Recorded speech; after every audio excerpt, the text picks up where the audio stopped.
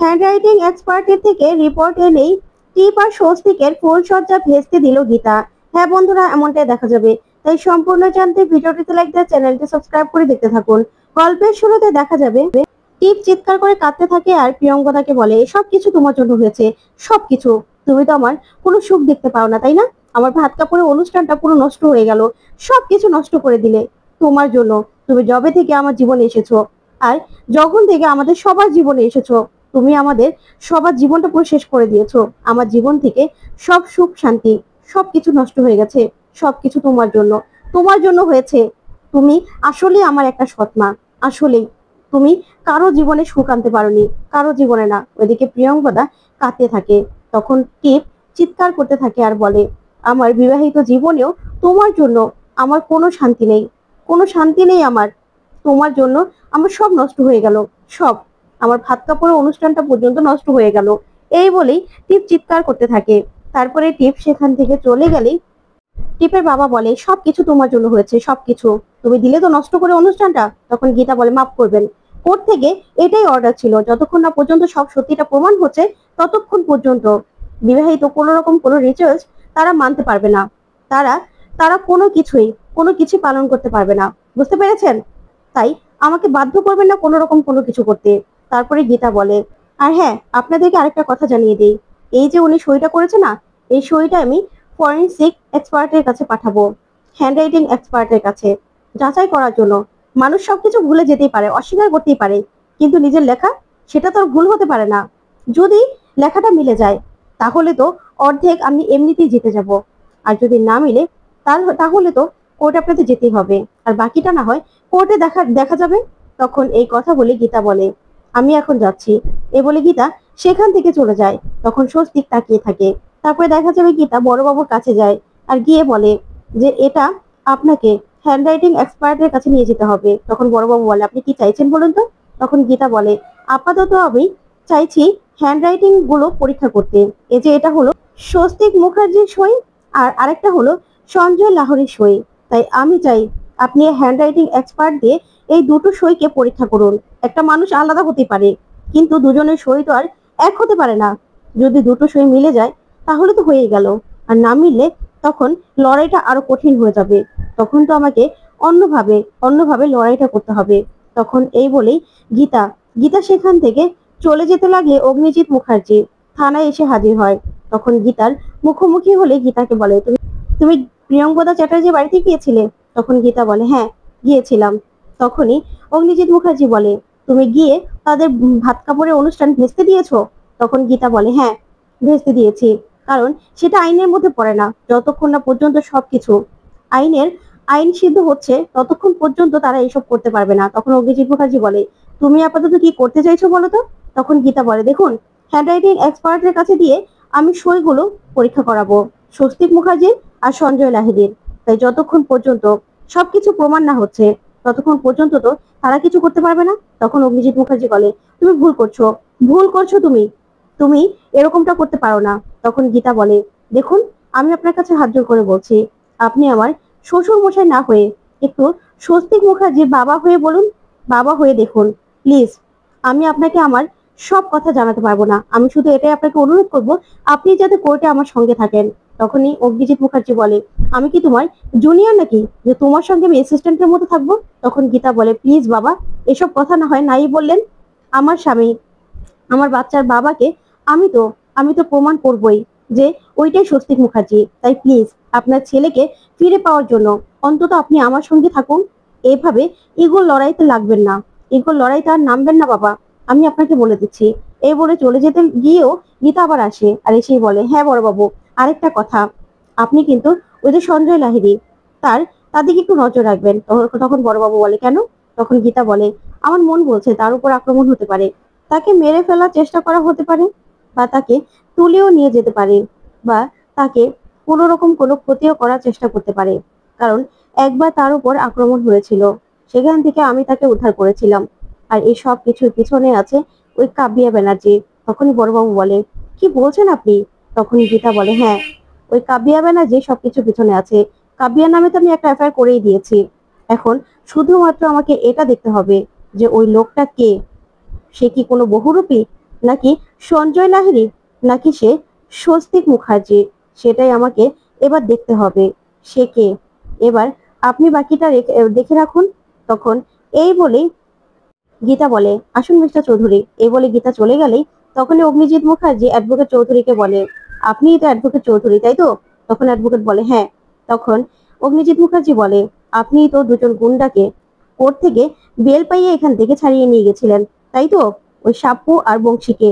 তাহলে ওদের খুন হয়েছে, তাহলে সবকিছুর পিছনে কি গীতা রয়েছে? আপনার গীতার সঙ্গে কিসের কানেকশন? তখনই অ্যাডভোকেট চৌধুরী বলে, সেটা দিয়ে আপনার দরকার কি? তখন অগ্নিজিৎ মুখার্জি বলে, আপনি কার সামনে দাঁড়িয়ে এসব কথাগুলো বলছেন? হ্যাঁ, কার সামনে দাঁড়িয়ে? আপনি জানেন আমি কে? আমি একজন সিনিয়র উকিল। তখনই দেখা যাবে অ্যাডভোকেট চৌধুরী বলে, শুনুন, আপনি না এখন আর সিনিয়র নেই, আর আপনার কথা কোর্টে এখন কেউ ধরেও না। বারবার করে অ্যাডভোকেট গীতা এলএলবির কাছে কেস হেরেছেন, তারপরেও এত বড় বড় কথা কি করে বলেন? কোর্টে শুধুমাত্র এখন একটাই গুঞ্জন, একটাই কথা, গীতা এলএলবি। তখন এই কথাতে অগ্নিজিৎ মুখার্জি বলে, আপনি জানেন আপনাকে আমরা অ্যারেস্ট করতে পারি, কারণ আপনি যে দুজন গুন্ডাকে বের করিয়েছিলেন তারা সঙ্গে সঙ্গে মারা গেছে, খুন হয়েছে, তাদেরকে খুন করা হয়েছে। তার মানে কি এই সব কিছুর পিছনে কি গীতা রয়েছে? বলুন, কে রয়েছে? তখন অ্যাডভোকেট চৌধুরী বলে, সেটা দিয়ে তো আপনার দরকার নেই। আপনি আপনি না আমার কিচ্ছু করতে পারবেন না, বুঝতে পেরেছেন? কারণ আমার পিছনে রয়েছে গীতা এলএলবি, যার কাছে আপনি কিছুই না। এই বলে মিস্টার চৌধুরী হাসতে হাসতে চলে যায়। তখন অগ্নিজিৎ মুখার্জি বলে, আমাকে ঠিক করা হচ্ছে? আমাকে? শুনুন, ওই যে দুজন ক্রিমিনাল ক্রিমিনাল মারা গেছে, তাদের কেসটা আমি রিওপেন করতে চাই। তাদের সবকিছু কাগজপত্রগুলো আমি দেখতে চাই। ওদের হয়ে কেসটা আমি লড়বো। তখন বড়বাবু বলে, দেখুন, আপনার বৌমার বিরুদ্ধে আপনি কেস করবেন, এখন এটা চাপ হয়ে যাবে না? তখন অগ্নিজিৎ মুখার্জি বলে, আমি অত কিছু জানতে চাই না। আমি একজন সিনিয়র উকিল, আমি চাই ওদের কাগজপত্রগুলো। আমি এই কেসটা দেখতে চাই, কেসটা লড়তে চাই। কারণ আমার মনে হচ্ছে এই সব কিছুর পিছনে না কাবিয়া ব্যানার্জি রয়েছে, না কৃপান ব্যানার্জি রয়েছে।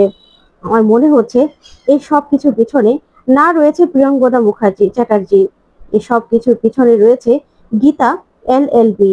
তাই আমি এটা শেষ দেখতে চাই।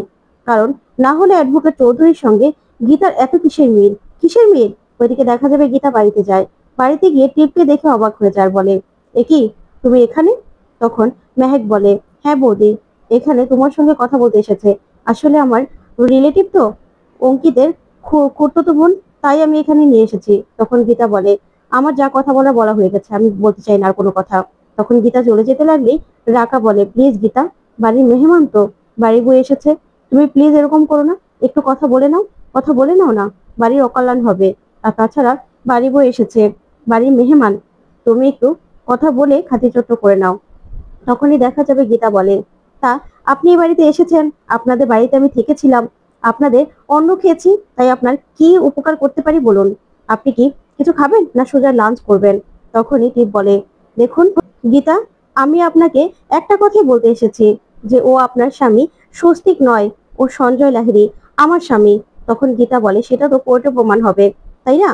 সেটা তো এখনো প্রমাণিত হয়নি। তখন টিপ বলে, দেখুন, আমি তো কোর্টে যেতে চাইছি না, আমার সদ্য বিয়ে হয়েছে, আর আমি জানি উনি আমার স্বামী সঞ্জয় লাহিড়ী। আর আমি আপনাকে কতবার বলবো, ও আপনার স্বামী নয়, আপনার স্বামী মারা গেছে। প্লিজ আপনি আমাদের জীবন থেকে সরে যান, আপনি ওকে ছেড়ে দিন, ওকে ভুলে যান আপনি। তখন এই কথাতে গীতা বলে, আচ্ছা, আমি সঞ্জয় লাহিড়ীকে ভুলে যেতেই পারি, কিন্তু আমি আমার বাচ্চার বাবা স্বস্তিক মুখার্জি, তাকে আমি কি করে ভুলে যাব? কি করে? আমি তো বলতে পারবো না। তখন টিপ বলে, আমি হাত জোর করে বলছি, প্লিজ আমার বিবাহিত জীবনটা এভাবে নষ্ট করে দেবেন না। আচ্ছা, আপনার স্বামীকে নিয়ে যদি কেউ টানাটানি করতো, তখন তখন আপনি কি করতেন? তখনই গীতা বলে, সেটাই তো হচ্ছে, আমার স্বামীকে নিয়ে টানাটানি করছে। আমি যতক্ষণ না পর্যন্ত এটা প্রমাণ পাচ্ছি যে উনি আমার স্বামী নন, ততক্ষণ পর্যন্ত তো আমি থামবো না, আমি কিছুতেই থামবো না। আর কোর্ট থেকে অর্ডার আছে, তাই আপনিও বিয়ের কোনো রকম কোনো নিয়ম কানুন পালন করতে পারবেন না। তখন রাকা বলে, আচ্ছা গীতা, আমি তোমাকে বলছি, নিজেদের মধ্যে মিটমাট করে নাও না, একটু কথা বলে নাও, তাহলেই তো হয়ে যায়, তাই না? তখন গীতা বলে, বেশ, তাহলে আপনি আপনার স্বামী সঞ্জয়কে বলুন দেখিয়ে দিতে যে তার শরীরে কোনো রকম কোনো বুলেটের চিহ্ন আছে কিনা, কোনো রকম কোনো আঘাতের চিহ্ন আছে কিনা। আমি যদি এটা দেখি যে না, আপনার স্বামীর শরীরে কোনো রকম কোনো আঘাতের চিহ্ন নেই, তাহলে আমি এটা মেনে নেব যে এটা আপনার স্বামী, আমার স্বামী নয়। তখনই ঈশা আর এলিনা বলে আঘাতের চিহ্ন মানে কিসের আঘাত? তখন গীতা বলে দুটো গুলি লেগেছিল। আমার স্বামী স্বস্তিকের গায়ে দুটো গুলি লেগেছিল। তাই সঞ্জয়ের গায়ে যদি বুলেটের চিহ্ন না থাকে তাহলে আমি এটা মেনে নেব যে ও স্বস্তিক মুখার্জি নয়, ও সঞ্জয় লাহিড়ী। আর তাছাড়া ওর বাড়ি, ওর প্যান কার্ড, আধার কার্ড সবকিছু বলো। তখন টিপ বলে বেশ, আপনি এটা মেনে নেবেন তো যদি দেখেন যে সঞ্জয়ের গায়ে কোনো বুলেটের চিহ্ন নেই? তখন গীতা বলে হ্যাঁ, আমি বললাম তো, তাহলে আমি মেনে নেব যে ও স্বস্তিক নয়, ও সঞ্জয়, যদি বুলেটের চিহ্ন না থাকে। আর যদি কোনো চিহ্ন থাকে তাহলে ও আমার স্বামী। তখন টিপ বলে কতবার বলবো যে ও সঞ্জয়, ও আপনার স্বামী নয়, কেন বারবার করে স্বস্তিক স্বস্তিক করছেন? আপনার স্বামী মারা গেছে। তখন গীতা বলে ও তো আমার স্বস্তিক, আমার স্বামী, তাহলে স্বস্তিকের নামই তো নেব, অন্য কোনো পুরুষের নাম তো আমি নেইনি। তখন মেহেক বলে আচ্ছা বৌদি, ছেড়ে দাও না, উনি তো বলছে যে উনি নাকি দেখাবেন যে ভাইয়ার শরীরে কোনো দাগ আছে কিনা। যদি না থাকে তাহলে তো এটা প্রমাণ হয়ে যাবে যে উনি আমার দাদা নয়। তখন গীতা বলে বেশ, তাহলে আমি যাব, আমি দেখবো ওনার শরীরে কোনো দাগ আছে কিনা। তখন রাকা বলে আচ্ছা আমি কি যেতে পারি? তখনই টিপ বলে হ্যাঁ, আপনারা যেতে পারেন। তখন মেহেক বলে আমি? তখন টিপ বলে হ্যাঁ, চলুন, আপনারা সবাই চলুন। আপনাদের সবাইকে তো দেখাতে আমার কোনো সমস্যা নেই। যদি দেখালে সব সমস্যার সমাধান হয়ে যায়, কোর্টে যেতে না হয়, তাহলে তাহলে আমি দেখাবো আমার স্বামীর শরীরে কোনো দাগ আছে কিনা, আমার স্বামী যে স্বস্তিক নয় সেটা আমি দেখাবো, চলুন। এই বলে যেতে লাগলে তখন অগ্নিজিৎ মুখার্জি বলে আমিও যেতে চাই, আমিও দেখতে চাই যে ও আমার ছেলে কিনা, ওর শরীরে দাগ আছে কিনা। কারণ আমার ছেলে যে বেঁচে আছে তারপরেও ওকে আমি ধরতে পারছি না, ছুতে পারছি না, সেটা যে কত কষ্টের কি বলবো। আমার নিজের কষ্ট, না পারছি ধরতে, না পারছি আমি বলতে, কিচ্ছু করতে পারছি না।